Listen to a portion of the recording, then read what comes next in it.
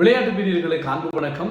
இந்திய மற்றும் தென்னாப்பிரிக்க அணிகளுக்கு இடையிலான இரண்டாவது டுவெண்டி போட்டி நிறைவுக்கு வந்திருக்கிறது.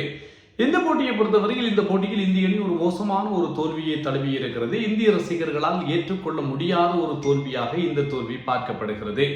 இந்த போட்டியிலே இந்தியா மற்றும் தென்னாப்பிரிக்க அணிகளுக்கு இடையிலான இந்த போட்டியை பொறுத்தவரையில் விறுவிறுப்பாக இருக்கும் என்று சொல்லி எதிர்பார்க்கப்பட்டிருந்தாலும் கூட ஒரு மோசமான ஒரு பின்னடைவு இந்திய அணிக்கு கிடைத்திருக்கிறது. முதலாவது போட்டியில் 101 ஓட்டங்கள் வித்தியாசத்தில் இந்தியா வெற்றி பெற்றது. இரண்டாவது போட்டியில் இன்று தோல்வியை தழுவியிருக்கிறது. 5 போட்டிகள் கொண்டதான தொடர் இந்த தொடர். ஏற்கனவே இந்த இரண்டு அணிகளும் 2020 உலக கிண்ணத்தினுடைய இறுதியாக இடம்பெற்று 2024 உலக கிண்ண இறுதிப் போட்டியிலே விளையாடி இருந்த அணிகள். தென்னாப்பிரிக்கா தோற்று போனது, இந்தியா சாம்பியன் முகுடத்தை தனதாக்கி இருந்தது. அப்படி இருந்த இந்த இரண்டு அணிகளும் இம்முறை விளையாடுகின்றன. வருகின்ற பிப்ரவரி மாதம் 7ஆம் தேதி போட்டிகள் ஆரம்பமாக போகிறது. உலகக்கிண்ண ஆட்டங்கள் மார்ச் மாதம் 8ஆம் தேதி வரைக்கும் போட்டிகள் இருக்கிறது. ஒரு மிகப்பெரிய ஒரு தொடர். இந்தியா சொந்த மண்ணிலே போட்டிகளை நடத்துகிறது.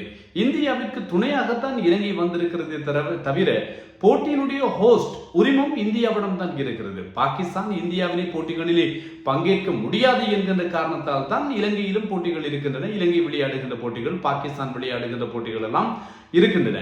இன்று உத்தியோகபூர்வமாக சண்டிகார் இடம்பெற்றிருந்த இந்த போட்டியிலே டிக்கெட் விற்பனை 6:30 அளவிலே உத்தியோகபூர்வமாக ஆரம்பித்து வைக்கப்பட்டிருக்கிறது. டேல் ஸ்டெயின், அதே போன்று ரவி சாஸ்திரி ஆகியோர் டிக்கெட்டுகளை இன்று அறிமுகம் செய்து வைத்திருந்தார்கள். இந்திய மற்றும் அமெரிக்க அணிகளுக்கு இடையிலான போட்டியோடு உலகக்கிண்ண ஆட்டங்கள் ஆரம்பமாகின்றன. இது ஒரு புறம் இருக்கட்டும். இந்த தொடருக்கு முன்னதாக இந்தியா விளையாடுகின்ற ஆட்டங்களிலே மிக முக்கியமான ஒரு தொடர் தென்னாப்பிரிக்காவுடனான ஒரு தொடர். 5 போட்டிகள் கொண்ட தொடர். ஆகவே இந்த தொடரிலே விளையாடுகின்ற அணி பெரிதாக பரீட்சார்த்த நடவடிக்கைகளிலே ஈடுபடும் என்று சொல்ல முடியாது.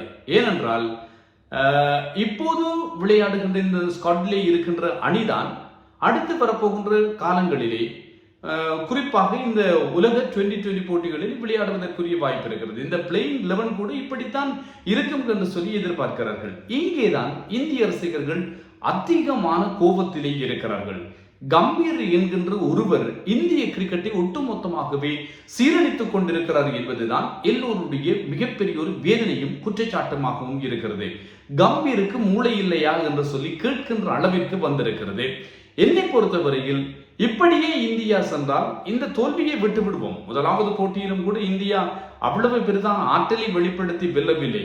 ரோஹித் சர்மா தலைமையில் 2024ஆம் ஆண்டு 2020 உலக கிண்ணத்தை வென்ற இந்திய அணியிலே எதுவிதமான ஓட்டை உடைசலும் இருக்கவில்லை. பிழை செல்வதற்கு காரணங்கள் எங்காவது தேடித்தான் நாங்கள் அறிய வேண்டுமே தவிர இந்திய அணி அப்படி பந்து வீச்சு, துடுப்பாட்டம் சகல துறைகளிலுமே ஜொலித்திருந்தது. குறை சொல்வதற்கு எதுவுமே இந்தியாவிடம் இருக்கவில்லை. ஆனால் இந்தியாவிடம் நான் என்னுடைய முன்னைய காணொளிகளையும் நீங்கள் பார்த்திருந்தால் உங்களுக்கு தெரிந்திருக்கும். ஏற்கனவேயும் சொல்லி வருகிறேன், இந்த அணி உலக கிண்ணத்தை வெல்வதற்குரிய ஒரு அணி கிடையாது என்கின்ற விதமான கருத்துக்கள் என்னிடமிருந்து வருகின்றன.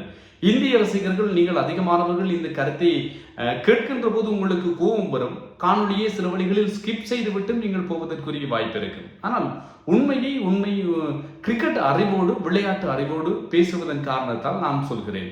என்ன காரணம் என்று சொன்னால், புள்ளி விவரங்கள் ரீதியாக நாங்கள் பார்ப்பதையும் விடுத்து இந்தியா சுப்மான் கில் என்று சொல்லப்படுகின்ற ஒரு வீரரை ஆல் ஃபார்மட் ஸ்டாராக ஆக்குவதற்கு எப்போது முயற்சித்ததோ அப்போது இந்தியா 2020 உலக கிண்ணத்தை வெல்வதற்கான எண்ணத்தை அப்படியே தூக்கி குப்பையில் போட்டிருக்க வேண்டும்.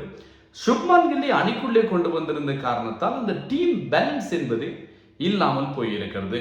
சுப்மான் கில் 17 இன்னிங்ஸ்களாக எது விதமான 2020 போட்டிகளிலும் அரைச்சதம் அடிக்கவில்லை. ஆனால் இறுதி 10 இன்னிங்ஸ்களிலே 3 சதத்தை அடித்த சஞ்சு சாம்சனை காவு வாங்கி இருக்கிறார்கள் இந்த சுப்மான் கில்லுக்காக. இது ஒரு அன்ஃபேரான ஒரு விஷயம். என்ன நடந்திருக்கிறது என்று சொன்னால், சுப்மான் கில்லை திடீரென்று அணிக்குள்ளே கொண்டு வருகிறார்கள். 2020 போட்டிகளுக்கான வைஸ் கேப்டன் ஆக்குகிறார்கள். அங்கே சஞ்சு சாம்சன் ஓபனராக விளையாடி கொண்டிருக்கிறார். சுப்மான் கில் மிடில் ஓர்டர்லேயே அவருக்கு ஒத்து வராது. ஆகவே சஞ்சு சாம்சனுடைய இடத்தை பறித்துவிட்டு சுப்மான் கில்லுக்கு ஆரம்ப வீரர் ஸ்தானத்தை கொடுக்கிறார்கள். சஞ்சு சாம்சனை ஆஸ்திரேலியாவுடனான தொடரின் போது அவர்கள் என்ன செய்தார்கள்? இடைநடுவே பயன்படுத்தினார்கள், மிடில் ஓர்டர்லேயே பயன்படுத்தினார்கள். இப்போது மிடில் ஓர்டர் சஞ்சு சாம்சனுக்கு சரிவராது என்கின்ற நிலையில் ஜிதேஷ் சர்மாவை இந்த தொடர் முழுவதுமாக ஜிதேஷ் சர்மாவை பயன்படுத்தி கொண்டிருக்கிறார்கள். இந்த சுப்மான் கில் அணிக்குள்ளே வந்த காரணத்தால் ஏற்பட்டிருக்கின்ற தவறுகள் ஏராளம் இருக்கின்றன. சஞ்சு சாம்சனுக்கான இடம் இல்லாமல் போயிருக்கிறது. சஞ்சு சாம்சன் ஓபனராக மிகச்சிறப்பாக ஜொலித்திருக்கிறார். ஒன்று, சஞ்சு சாம்சனுக்கான இடம் இல்லாமல் போயிருக்கிறது. இரண்டு, சுப்மான் கில்லும் அவுட் ஆஃப் ஃபார்மிலே இருக்கிறார். ஆரம்ப வீரர்கள் அபிஷேக்குக்கும் சஞ்சு சாம்சனுக்கும் இடையிலே இருந்த அந்த அனல் பறக்கின்ற அதிரடியை இப்போது இந்தியாவிடம் காண முடியாது இருக்கிறது. சஞ்சு சாம்சனுக்கும் இடமில்லை, சுப்மான் கில்லும் வாய்ப்பை பிரயோசனப்படுத்துகிறார் இல்லை. சஞ்சு சாம்சனை ஓபனராக அவருடைய இடத்திலே விட்டால் விக்கெட் காப்பாளராக நாங்கள் இன்னும் ஒருவரை தேட வேண்டிய தேவையில்லை. ஜிதேஷ் சர்மாவை இப்போது மிடில் ஓர்டருக்கு கொண்டு வந்து விக்கெட் காப்பாளராகவும் வைத்திருக்கிறார்கள். மிடில் ஓர்டர்லே நாங்கள் ஒரு ஸ்பெஷல் பேட்டரை இந்தியா ஒரு ஸ்பெஷல் பேட்டரை யூஸ் பண்ணுவதற்குரிய ஒரு வாய்ப்பு அப்படியாக இருந்தால் உருவாகும். அது சில வழிகளில் ஸ்ரேயாஸ் ஐயரோ இல்லாவிட்டால் ரிங்கு சிங்கோ யாரோ ஒரு வீரரை இந்த மிடில் ஓர்டர்ல ஒரு சொலிட் பேட்டராக இந்தியா யூஸ் பண்ணுவதற்குரிய ஒரு வாய்ப்பை ஏற்படுத்தும். ஆனால் இந்த சுப்மான் கில்லை அணிக்குள்ளே கொண்டு வந்து ஒட்டுமொத்தமான டீம் பெர்ஃபார்மன்ஸையும் டீம் பேலன்ஸையும் இந்தியா என்பதையும் விட கம்பீரும் அகார்காரும் சுக்கு நூறாக்கி இருக்கிறார்கள். இந்திய கிரிக்கெட் ரசிகர்களால் அதனைத்தான் பொறுக்க முடியாது இருக்கிறது என்பதும் கவனிக்கக்கூடிய ஒரு விஷயம் என்று சொல்லலாம். சரி, இது ஒரு புறம் இருக்கட்டும். இது ஒரு புறம் இருக்கின்ற போது அடுத்த விஷயத்தை நாங்கள் பார்ப்போமாக இருந்தால் குல்தீப் ஜாதவிற்கு அணியிலே இடம் இல்லாமல் இருக்கிறது. பந்து வீச்சாளர்கள் என்று பார்க்கின்ற போது பும்ரா, ஹர்ஷ்தீப் சிங் மிகச்சிறப்பாகவே செயற்படுகிறார்கள். அவர்களை ஒன்றும் செய்ய முடியாது. வருண் சக்கரவர்த்தி மிக அற்புதம். இந்தியாவினுடைய நம்பர் 1 ஸ்பின்னர் என்றால் உலக கிண்ணத்துக்கு வருண் சக்கரவர்த்தி தான். ஆல்ரவுண்டர்ஸ் தேவை என்பதற்காக சிவம் துபையையும் வைத்திருக்கிறார்கள், அக்ஷார் பட்டேலையும் வைத்திருக்கிறார்கள். அக்ஷார் பட்டேலையும் நாங்கள் குறை சொல்லிவிட முடியாது. அவர் கிடைக்கின்ற வாய்ப்புகளை சரியாக சிறப்பாக பயன்படுத்துகிறார். இன்று முட்டாள்தனமாக கம்பீர் 3வது வீரராக அவரை ஆடுகளும் அனுப்பியது ஒரு படு மோசமான ஒரு முடிவு, அது வேறு. ஆனால் அக்ஷார் பட்டேல் தேவையான நேரத்தில் பிளெக்சிபிளாக பேட்டிங் ஓர்டரும் சரி அல்லது போலிங்கிலும் அவரை பயன்படுத்தக்கூடியவர். ஆகவே அவரை நாங்கள் டிராப் செய்து விட முடியாது இந்தியர்களுக்கு என்று சொல்லப்படுகிறது. அப்படி பார்த்தால் குல்தீப் ஜாதவை எங்கே சேர்ப்பது என்கின்ற கேள்வியும் இருக்கிறது. சிவம் துபையை கிருஷ்ணமாச்சாரி, ஸ்ரீகாந்த் உள்ளிட்டவர்கள் சொன்னார்கள், உலகக்கிண்ணம் நீங்கள் பைலாட்டரியல் சீரிஸ் என்று சொல்லப்படுகின்ற இது இருதரப்பு தொடர்களை வெல்லலாம், உலக கிண்ணத்தை இந்த அணியை வைத்துக் கொண்டு வெல்ல முடியாது என்கின்ற குற்றச்சாட்டுகள் வந்தன. இப்போது அது இன்னும் வலுப்பெற ஆரம்பித்திருக்கிறது. இன்று இடம்பெற்றிருக்கின்ற தோல்வியோடு சேர்த்து டஸ்ஸை சூரியகுமார் ஜாதவ் தான் வென்றார். 213 ஓட்டங்கள் தென்னாப்பிரிக்கா குவித்தது. குவிண்டன் டிகாக் 90 ஓட்டங்கள் பெற்றார். உங்களுக்கு தெரியும், ஐபிஎல் மினி ஆக்ஷன் வரப்போகுது. 2 கோடிக்கு தன்னுடைய பெயரை பதிவு செய்து வைத்திருப்பவர் இந்த குவிண்டன் டிகாக் என்பதும் உங்களுக்கு தெரியும். அப்படி இருக்க ஒரு மிகச்சிறப்பான ஒரு இன்னிங்ஸை இன்றைய நாளிலே இவர் ஆடியிருந்தார். 213 ஓட்டங்கள், 4 விக்கெட்டுகளை மட்டும் தான் இழந்தார்கள். 7 சிக்சர்கள் பறக்க விடப்பட்டன என்பதும் கவனிக்கத்தக்கது. மொத்தம் 15 சிக்சர்களை தென்னாப்பிரிக்கா இன்றைய நாளிலே விளாசி இருந்தது. அணித்தலைவர் ஐடன் மாக்ராம் 29, டெவான் ஃபெரரியா 16 பந்துகளில் 3 சிக்சரோடு 30 ஓட்டங்கள். பந்து வீச்சை பொறுத்தவரையில் ஹர்ஷ்தீப் சிங் 54 ஓட்டங்கள். ஒரு ஓவரிலே மொத்தம் 7 ஒயிட் பால் என்று இவர் வீசி இருந்தார். 54 ஓட்டங்கள் விக்கெட்டிலே. ஜஸ்பிரித் பும்ராவிற்கும் விக்கெட் இல்லை. நீண்ட காலத்துக்கு பின்னர் 2020 போட்டிகளிலே பும்ராவிற்கு விக்கெட் கிடைக்காமல் போயிருக்கிறது. 4 ஓவர்கள் 45 ஓட்டங்கள். வருண் சக்கரவர்த்தி 4 ஓவர்கள் 29க்கு 2, அக்ஷார் பட்டேல் 3 ஓவர் 27க்கு 1, ஹார்திக் பாண்டியா 3 ஓவர்கள் 24க்கு விக்கெட் இல்லை. சிவம் துபே 2 ஓவர்கள் 18 ஓட்டங்கள் விக்கெட் இல்லை. பதிலளித்த இந்தியா இந்த போட்டியை பொறுத்தவரையில் உங்களுக்கு தெரியும், சண்டிகாரிலே தான் முலாலி மைதானத்திலே தான் போட்டி இடம்பெற்றிருந்தது. ஹர்மான் பிரீத் கவுர் பவிலியன், அதே போன்று யுவராஜ் சிங்குக்கு ஒரு பவிலியன் இன்றைய நாளிலே ஆரம்பித்து வைக்கப்பட்டிருந்தது. இந்த சண்டிகார் என்பது யுவராஜுக்கு சொந்தமான ஆடுகளம். அது மாத்திரமல்லாமல் அபிஷேக் சர்மா, சுப்மான் கில், இவர்களுடைய ஹர்ஷ்தீப் சிங், இவர்கள் எல்லோருக்கும் ஒரு சொந்த மைதானம். எப்படி டெல்லி விராட் கோலிக்கு, மும்பை சச்சின், ரோஹித் சர்மா போன்றவர்களுக்கோ அதே மாதிரி இந்த சண்டிகார் மைதானம் இவர்களுக்கு சொந்தமான மைதானம். ஆனால் இவர்கள் அத்தனை பேருமே என்று சோபிக்க தவறி இருந்தார்கள் என்பதுதான் ஏமாற்றம்.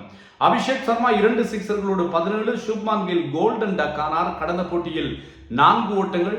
மொத்தமாக இந்த 2 போட்டிகளிலும் அவர் சந்தித்த பந்துகள் 3 தான். அக்ஷார் பட்டேல் 21 பந்துகளிலே 21 ஓட்டங்களை பெற்றார். 3ஆம் இலக்கத்திலேயே நம்பர் 1 வீரராக இவரை ஆடுகளும் அனுப்பியிருந்தார். எதற்கென்றே தெரியவில்லை. சூரியகுமார் யாதவ் 5, திலக் வர்மா 34 பந்துகளில் 5 சிக்சர்களோடு 62, ஹார்திக் பாண்டியா 20, ஜிதேஷ் சர்மா போல்ட் ஆனார். ஆனால் அந்த போல் வேல்ஸ் பறக்காத காரணத்தால் இன்னும் ஒரு வாய்ப்பு கிடைத்தது. 2 சிக்சர் 2 பவுண்டரிகளோடு 27, சிவம் துபே 1, 162 ஓட்டங்களுக்கு ஆட்டமிழந்தார்கள். 4 விக்கெட்டுகளை பாக்மன் கைப்பற்ற லுங்கியின் கிடி, மார்க்கோ ஜான்சன், சிபம் லா ஆகியோருக்கு 2 விக்கெட்டுகள் கிடைத்தன. தென்னாப்பிரிக்கா இந்த போட்டியில் 51 ஓட்டங்களால் வெற்றி பெற்றது. முதலாவது போட்டியில் இந்தியா 101 ஓட்டங்களால் வெற்றி பெற இந்த போட்டியில் தென்னாப்பிரிக்கா 51 ஓட்டங்களால் வெற்றி பெற்றிருக்கிறது. இதன் மூலமாக இப்போது 5 போட்டிகள் கொண்டதான தொடர் 1-1 என்கின்ற அடிப்படையில் சமநிலையில் இருக்கிறது. ஒரு அணியினுடைய தலைவராக சூரியகுமார் யாதவினுடைய இந்த 2025ஆம் ஆண்டிலே சராசரி 14.35 ஆகி இருக்கிறது. அந்த அளவு தூரம் இவர் மோசமான பிரதிகளை வெளிக்காட்டிக் கொண்டிருக்கிறார் என்பதும் நினைவுபடுத்தத்தக்கது. இந்த ஆண்டிலே சுப்மன் கில்லை பொறுத்தவரையில் அவர் 17 இன்னிங்ஸ்களாக எதுவிதமான அரைச்சதத்தையும் அடிக்கவில்லை. 30க்கும் மேற்பட்ட ஓட்டங்களை இவர் குவித்திருப்பது வெறுமனே 3 இன்னிங்ஸ்களில் தான் என்பதும் இங்கே ஞாபகப்படுத்தத்தக்கதாக இருக்கிறது. ஆக captain out of form, vice captain out of form, 2 top ஆர்டரிலே விளையாடுகின்ற மிக முக்கியமான வீரர்கள் அவுட் ஆஃப் ஃபார்மிலே இருக்கிறார்கள் என்பதும் ஞாபகப்படுத்தத்தக்கதாக இருக்கிறது. மிக நீண்ட காலமாக சூரியகுமார் யாதவினுடைய துடுப்பு மூலமாக ஓட்டங்களை சரியான முறையிலே ரசிகர்களுக்கு ஓட்டங்களை பெற்றுக் கொடுக்க முடியாத அளவில் இவர் தடுமாகிறார். ஒரு கேப்டன் இல்லாத வீரராக, சாதாரண பிளேயராக 58 இன்னிங்ஸ்களிலே 2040 ஓட்டங்கள், ஸ்ட்ரைக் ரேட் 168, சராசரி 43. ஆனால் கேப்டனாக 33 இன்னிங்ஸ்களில் 731 ஓட்டங்களை தான் குவித்திருக்கிறார். சராசரி 24.36 ஆகி இருக்கிறது. அதுவும் இந்த ஆண்டில் மிக மோசமான பிரதிகளை இவர் வெளிப்படுத்தி வருகிறார் என்பதும் சுட்டிக்காட்டக்கூடிய விஷயம். இது எவ்வாறாயினும் கூட இந்த போட்டியிலே இந்தியா ஒரு மோசமான தோல்வியை தழுவி இருக்கிறது. ஆரம்ப துடுப்பாட்டம் பிரச்சனையாக இருக்கிறது. கேப்டன் சூரியகுமார் யாதவ் பிரச்சனையாக இருக்கிறார். மிடில் ஓர்டரிலே சொலிட் பேட்டர்ஸ் இல்லை. முதலாவது போட்டியிலே உங்களுக்கு தெரியும் எப்படி மிடில் ஓர்டர் சொதப்பியது. ஹார்திக் பாண்டியா தூக்கி பிடித்த காரணத்தால் தான் முதலாவது போட்டியில் இந்தியா வென்றது. மிடில் ஓர்டர் என்பது மிகப்பெரிய ஒரு சிக்கலுக்குரிய ஒரு அணியாகத்தான் மிடில் ஓர்டர் இந்தியாவிற்கு இருக்கிறது. இப்படி ஒரு மிடில் ஓர்டர் நேற்று ஹார்திக் பாண்டியா விளையாடினால் இந்தியா வெல்கிறது. இல்லாவிட்டால் மிடில் ஓர்டரிலே யார் அணியை தூக்கி நிறுத்துவது என்று கேட்டால் யாரும் இல்லை. மிகப்பெரிய ஒரு சிக்கலுக்குரிய ஒரு நிலைமையில் இந்தியா இருக்கிறது என்பதும் கவனிக்கத்தக்கதே. காத்திருப்போம். மறக்காமல் எங்களுடைய காணொளிகளை லைக் செய்யுங்கள், அதே போன்று சப்ஸ்கிரைப் செய்யுங்கள். இன்னும் ஒரு காணொளியில் சந்திக்கும் வரை அன்பு வணக்கங்களோடு விடைபெறுவது தில்லையம்பலம் தரணிதரன்.